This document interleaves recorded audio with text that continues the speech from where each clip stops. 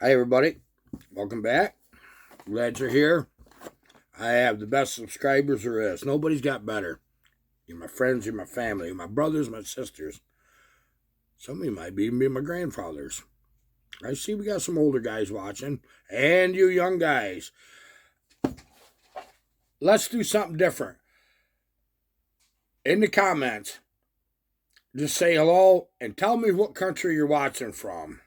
I love that. I love that stuff. I really do.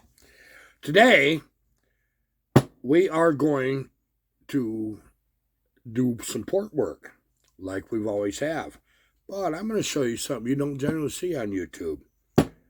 Everybody ports the cylinders, right? We're going to port a piston. It has windows. Here's the deal on these windowed pistons. This is for a steel MS660. This happens to be the piston I'm using an Odie Horse Ones chainsaw. 100cc, 99. It's 99.2 or something. But 100, let's call it 100cc. Let's call it what it is. Who's going to argue that a little bit? Semantics. Had to learn a new word, huh? Okay, what happens with this type of piston? This is for the like quad loop transfers. There's no windows. So what happens is, as the piston goes down, obviously it builds a pressure of air under the piston and shoves the air fuel up your transfers. Well, with these, which is a little bit, and I can't show you because I got a plug in it, which we're going to go cover that in a minute why. The air, when it goes into the piston, as it's going down, air gets pressurized and it comes out the windows into the inner loop transfer and then up above the piston. And that's how that works. So why would we leave them alone? And how do we do this safely?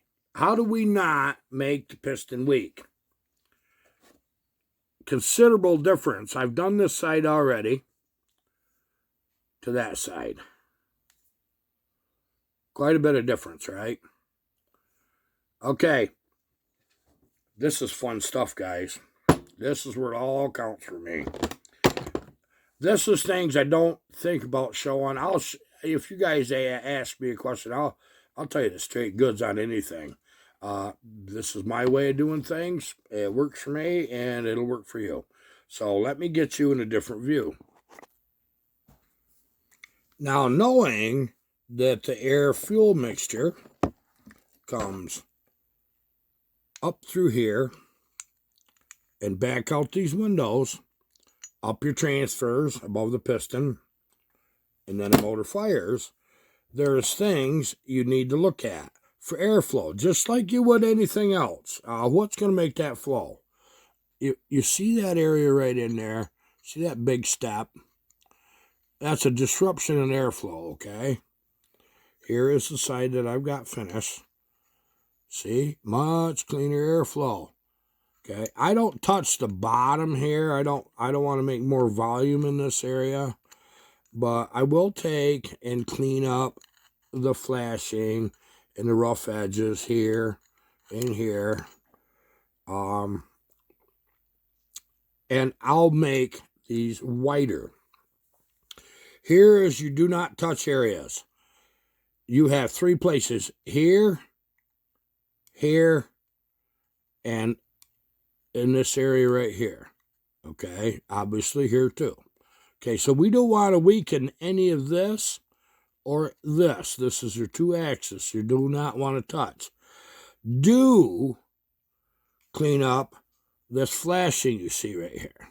Okay, in this side right here. Do clean that up. Just like we have right here. Okay. It's pretty simple stuff. See, we clean the flashing up. Now, something you're going to find interesting.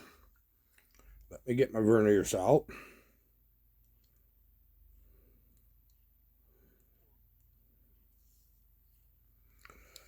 To get air up them transfers evenly, this isn't super critical, but the distance from here to here on each side, try to get that where that flows the same volume. And you can do that by a measurement. Okay. Now, what is interesting, I'm going to measure in thousandths in the factory. Okay. Now, what we've got, we're 0.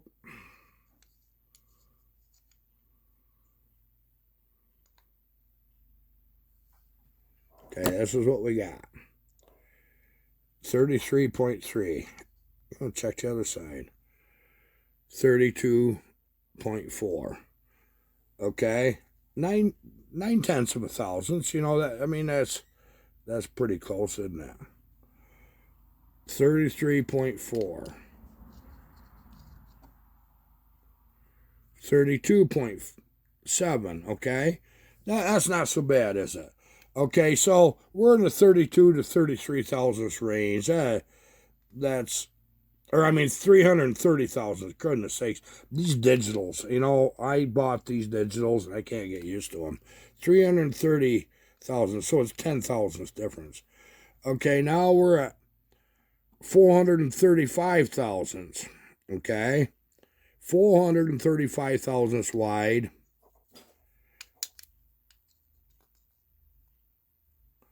Compared to 333, 334. So that, you know, you're over 100 thousandths, okay? And try to get it close. You see, there's just a little bit there that can be done. 20 thousandths difference there, approximately. But you can measure in 3 places and just get your average. I'll work on this one side just a tiny bit, and that'll come right in. That's what I do when I finish. And also, there's a lot of little hand filing.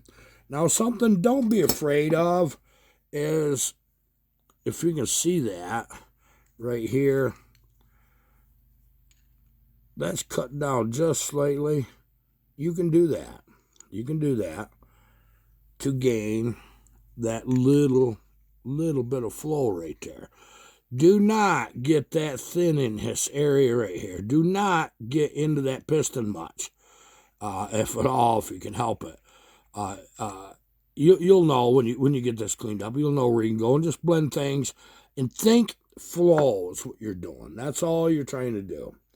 Okay, so now I'm going to set up my tooling and start working this out. Just take your time.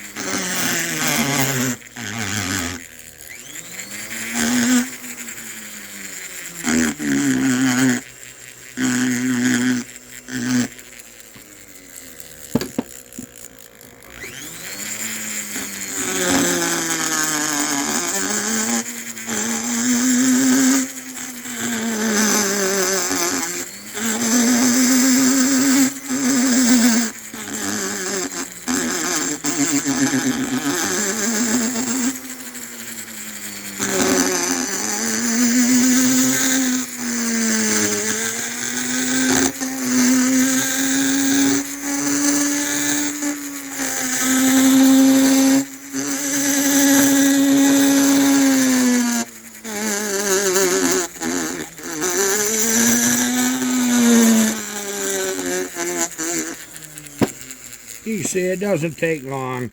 Let your tooling cut. Don't force it.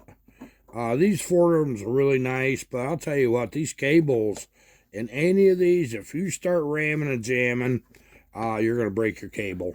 You will.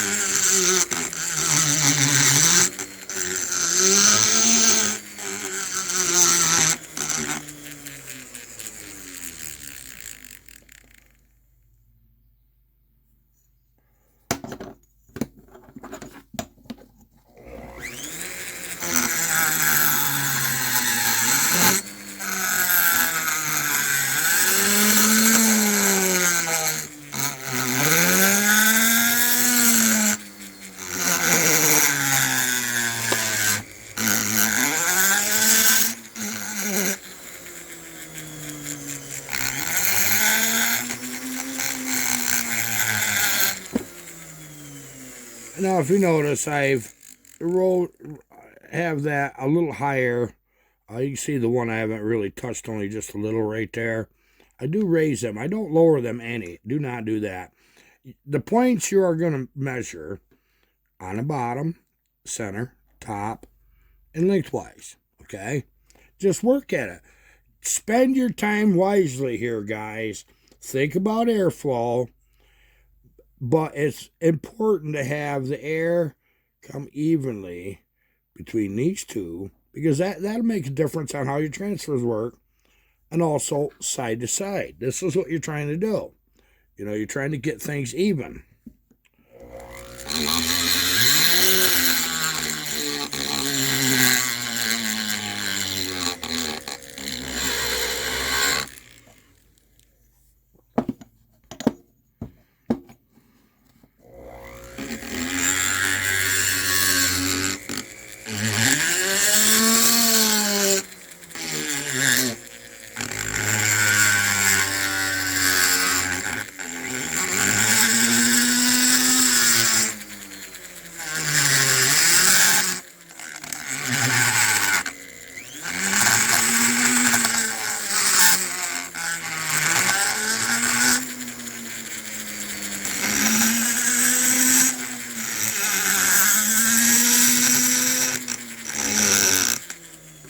Now I'm going to cut in here. I'm going to cut at kind of this angle, all right?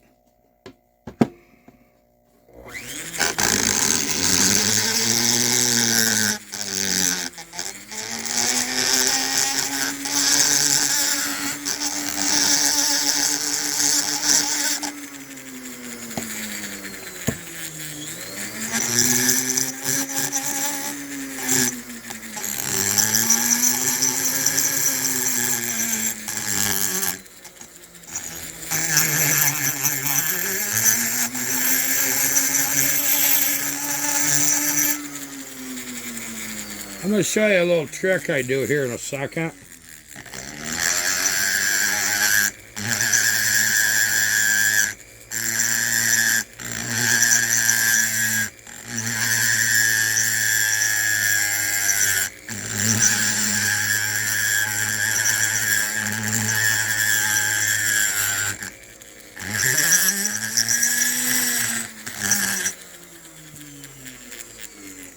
Okay, this is generally where I have it right up against my chest so I can see.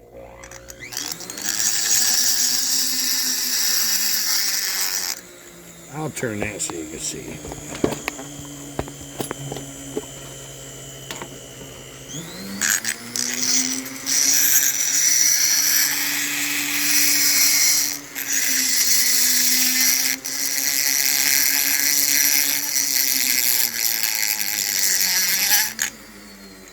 See, we're getting pretty close there.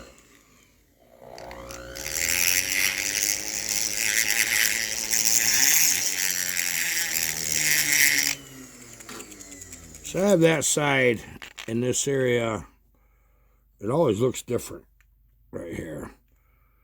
Okay, this one here, right here, you can see how it's blending nicely there. Whereas this one still needs some work on this side. Okay. But I'm getting close to where I want to be on the outside.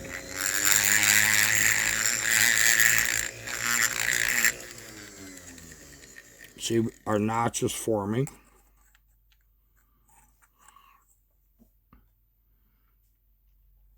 Okay, so what I'm going to do is actually cut.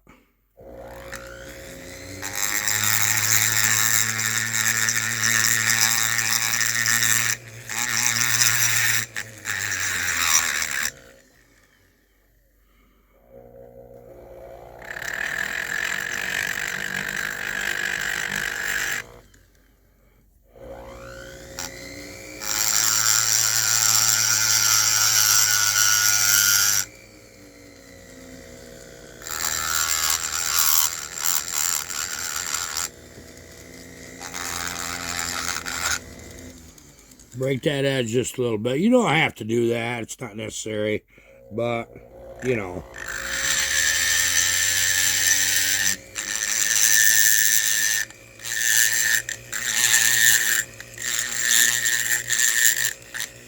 Don't thin this area too much. Leave strength. Strong is better than broke, even at a sacrifice. Now you get all them humps and bumps in there. Change the speed of your tooling. Go another direction. Them two things help you. So watch this. I'm going in and out with it.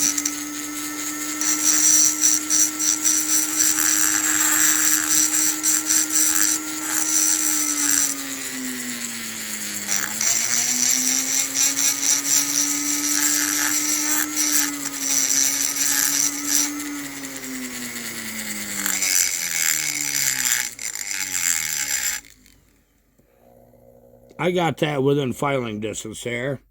Now, the next thing is these ridges and stuff here. I remove them. Boy, that's hard to get that where you can see good, doesn't it?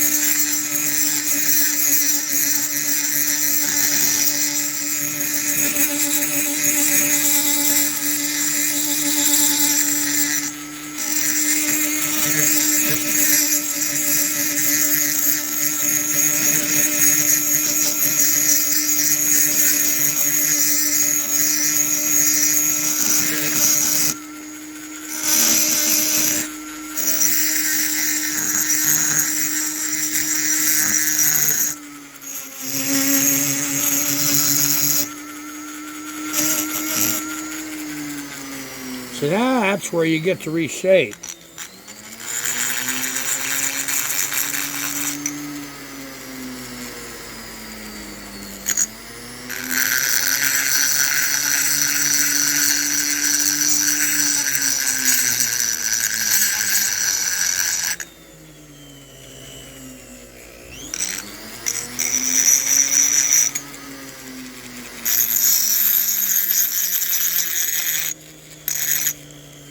Okay.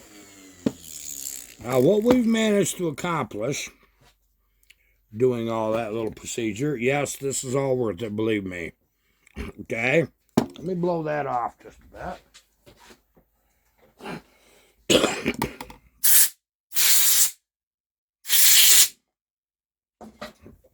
Okay.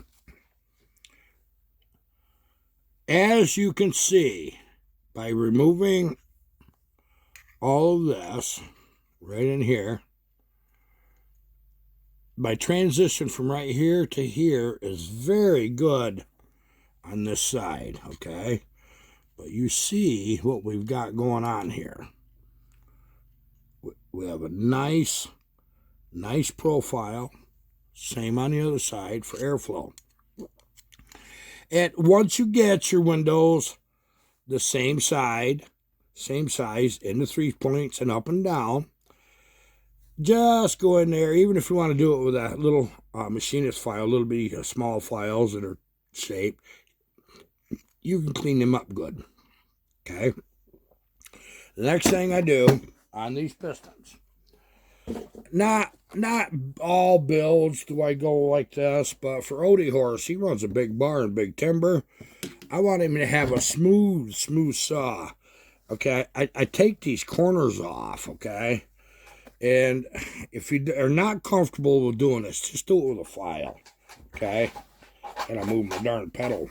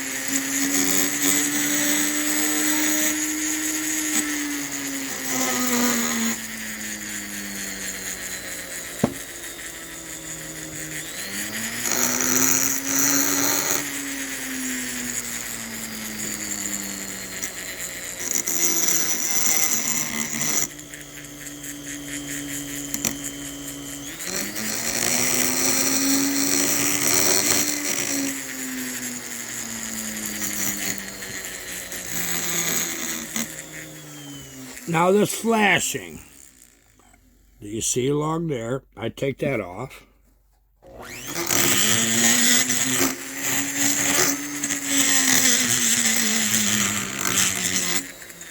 It's just the point where the mold joined together where it was cast.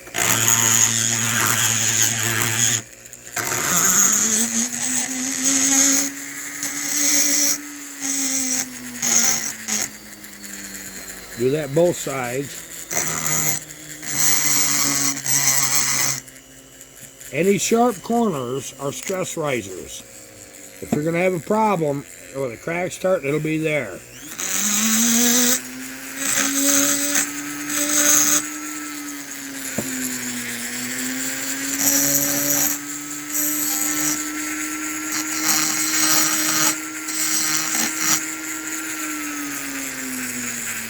Now, pretty much the rest of this, I'll finish the files. File your bottom edge, your top edge.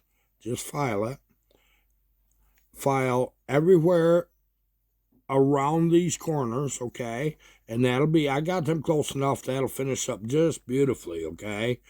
And all I got left is to get the inside here, get my windows in 3 spots, plus up and down, the same dimensions. Take a look at it from inside. Say, hey, what's that going to do for my airflow? Okay? These little steps are minor horsepower gains, okay? Minor. I've showed you guys for quite a long time the basic how to port, how to get this straight, how to make your saw run a lot nicer, get a 20% gain out of it, and be happy with that. If you're not used to the Dremel, which I still use, or don't have a Fordham, or you do have a Fordham, or anything like it, don't be worried if you don't have the knack for really grinding nice and smooth right out of the box. Remember, change RPMs, change direction, go in and out instead of across. This will help you out a lot. It really will. But the next thing I do with these pistons, now this is just a highway piston, this ain't nothing crazy, okay, is after it's deburred, everything's cleaned up, it's chemically clean.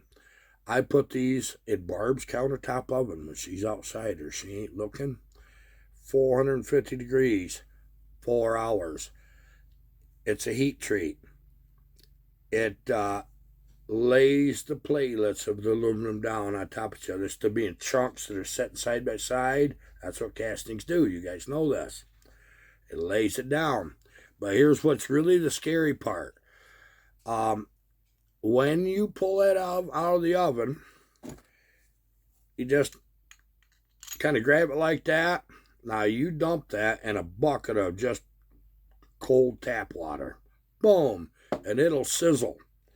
What that does, if you go air reduction and you let that reduce slowly, it goes from this to just doing this, okay? Right back to where it was. That method of just tipping it off your screwdriver or whatever, you can use a spoon. It locks them platelets. Boom, just like that. It makes a stronger, way stronger piston. Unbelievable difference. It really does. And no, it does not change the physical size of the piston. It does not. So, what do you do with that? How much time we got left? Not a lot, I don't think. Yeah, I got a little counter I'm looking at. I'm not trying to look down his skirt. Or worse. I haven't told a story in a while. Let me tell you about somebody I was thinking about last night. His name's Buford Amos. He's from North Carolina. Good guy. Real good. Out in the hills, on the western side. And he's a sergeant in the Army. Boy, there's not many Army stories that I can actually tell that, good for general public. Here's one of them. He was interesting. We were doing a combat walkthrough range. Well, you have ammo. I mean, you got live rounds, you got live hand grenades, you got, and everybody, by this stage, you're not training anymore. You're just reinforcing. So that's what you do. And you have certain places you do. You have to shoot at targets as you're walking. You have to throw hand grenades. They do it very safely, It a very, very good program. So anyway, we're low crawling through this barbed wire, and it got to go. Oh, goodness sake, got to be 150 feet on your belly in the dirt, in the mud, the rocks. And there's all kinds of debris and stuff people lost under this barbed wire. And you got lanes, So, Buford Amos, Old Sergeant Amos, he was just ahead of me. And I was a medic, which you guys know, combat medic. So I had to carry my aid bag with me. Everything you just do. I'll tell you what, that barbed wire is low. That's above you, and you're on your belly, and you're doing this. All of a sudden, I look down. I just happened to see a pin from a hand grenade, which is just a ring and a little piece of wire. What that does is it stops the spoon from flipping. Well, you've seen it in the movies, you pull a pin, you let the spoon go, throw the grenade, right? Well, Sergeant Amos had the half grenadier's vest on with live grenades, frags. Well, I seen this pin, I picked that out, and I looked, hey, Amos. Didn't do that. Amos, Sergeant Amos. He looks around behind his shoulder, and he said, what? I said, you lose this? He goes, and he started jumping up and down. Oh, boy. He's got live, I think it was 4 or 6. You guys probably know as much as I do about it. Hand grenades on that short grenadier's vest. And he started jumping up and down, boy, and he's chucking grenades out and to see if any of them had pins. Now, you got range controllers and one thing the other, and graders, civilian graders there. Oh, man, I'll tell you what, they was a little nervous, too. Well, when he seen that he had all the pins in his grenades, oh, man, he says, Doc, I'm going to kill you. The minute we get, I'm going to drag you to death. I'm going to shoot you dead. I am going to do terrible things to you and your dog, too. And he meant it. He was mad. Well, once they realized, everybody knew that it was just a joke. Everybody's kind of chuckling, So I get off. I didn't want to be him out there. It's a good thing I was about 100 pounds heavier than him. I was probably 50, 60, and about 10 inches. He wasn't a big guy, 5'5", maybe. And, yeah, that'd make me too tall, wouldn't it? Anyways, you get the point. And I said, man, it's just a joke, man. I just teased. Man, I'll ever do that. I'll ever do that again. Well, he was an interesting kind of character, if you want to know the truth. One time, he'd went and got an old cop car, and this was in the state of Georgia, so, it was an old cop car in early 70s, and he dragged that out there, and he thought that cop car's pretty damn fast. Well, it was an old Chrysler with a big block in it, a 440. So he says, Harv, he says, where's GTO at? This is right over there, just out in the garage, fine. Go get it. He said, I'm going to race you. I said, you got her? Why are you going to do that? He says, because I got an idea this cop car is faster than GTO. Well, he didn't realize I had a 426 with 3 deuces, an Urson H1 RH2 cam, and the old 421 Super Duty heads on that. You guys know them 670s, you remember them? Yeah, there's going to be one of you guys that know what I'm talking about on them Pontiacs. Well, I blew a lot of them dang Pontiac motors up for I figure out how to build them. And this motor is right.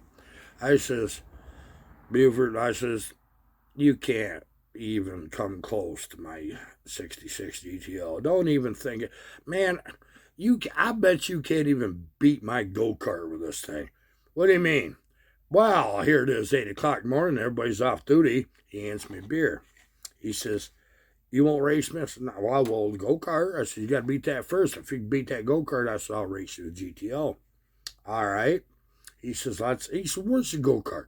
I had a little tin shed, them ones you can buy that blow away if they're not nailed down. Well, in there, I'd bought this go-kart with a fiberglass body. It looked kind of like speed buggy, halfway between that and a Corvette body, fiberglass, but it's just a kiddie go-kart. But I tell you what, it was different. Had a Honda 754 engine on it. I'd put that on there. Me and my friend Danny P did this. Danny, if you watch, you remember that one? So anyway, we built this jack shaft so we could convert that motorcycle drive to this go-kart and to put bigger lawnmower wheels on it. That, this darn, that thing just spun everywhere, which you couldn't keep it from spinning. It was, don't get on this when you're drinking. This is one of them deals. So he sits there looking and drinking a beer, and he just sat there looking at that for 5 minutes. Well, I had it rigged up with a Hurst automatic shifter, and I had a clutch and brakes and everything. So you could shift this sucker. Bam, bam, bam, bam, bam. It was a wild little thing. He looked at me after a few minutes, says, Harv, you want a cop car? So he gets that buggy. He carries it home. He had it for 2 or 3 weeks. I says, yeah, you drove that. I'll start it a couple times. Well, in Georgia, it's common to have a wooden garage with a dirt floor, just right full of oil that makes it hard packed, and it leans. It's just an old darn wooden garage. It leans. One day he got drunk, sitting on that go-kart and started that up. Electric starts nice on this. Boom! This thing, I had it jacked. It was pretty serious. Well, anyways, he screwing around with that thing, and he launched that right in that, run right through the back wall of that old wooden freaking garage. Boom, that was it. He come in, sick call Monday morning. He said, Harv, he says, I wrecked that go-kart.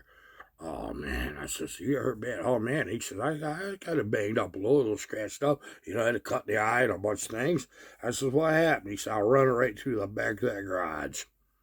Poor guy. Yeah. There's more stories about that go-kart with him coming, but that's enough for now.